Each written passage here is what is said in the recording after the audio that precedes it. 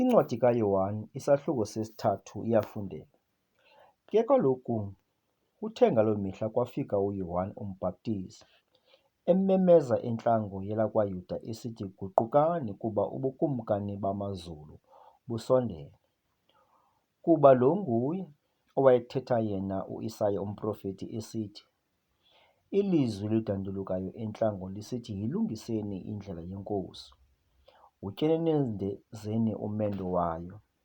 Ke uYohane lowo ingubo yakhe ibiyeyoboya benkamela, nombhinqo wentlonzi esinqeni sakhe, kwaye ke ukudla kwakhe kuziinkumbi nobusi basendle. Babephuma oko besiya kuye abaseYerusalem nelabakwayuda bonke, nabommandla wonke waseYordani. Babhaptizwa nguye eYordani apho bezixela izono zabo. Ke kaloku akubonwa into eninzi yabaFarisi nabaSadusi besiza elubhaptizweni lwakhe. Wathi kubo, "Nzala ndini yamarhambo? Ngubani na onibonisileyo ukuba niyibaleke ingqumbo ezayo? Velisani ngoko iziqhamo eziyifaneleyo inguquko, ize ningabi nithi phakathi kwenu, Thina sinobawo uAbraham, kuba ndithi kuni, unako uThixo kuwo la matye ukumvelisela umntwana uAbraham. Kananjalo izembe selibekiwe ezingcanjini zemithi. Ngoko yonke imithi engavelisi siqhamo sihle iyagawulwa iphoswe emlilweni. Mna okunene ndinibhaptiza enguqukweni ngamanzi, kodwa lowo uzayo emveni kwam unamandla kunam, ozimbadada ndingakulingeneyo ukuziphatha.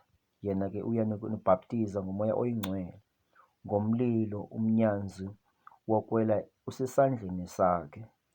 Uya kusicokisa kuthi tu isanda sakhe, ayibuthule kuvimba ingqolowa yakhe.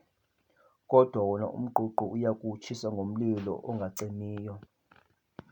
Kuthi ngelo xesha afike uYesu eYordani kuYohane evela kwelaseGalili, ukuba ambhaptizwe nguye. Ke kaloku uYohane wayemalela esithi, "Mna kufuneka ndibhaptizwe nguwe nje, uze kum na wena?" Waphendula ke uYesu wathi kuye, "Vuma okwaluku ukuba kusifanele thina ukwenjenjalo ukuzalekisa bonke ubulungisa." Andule ke ukumvumela.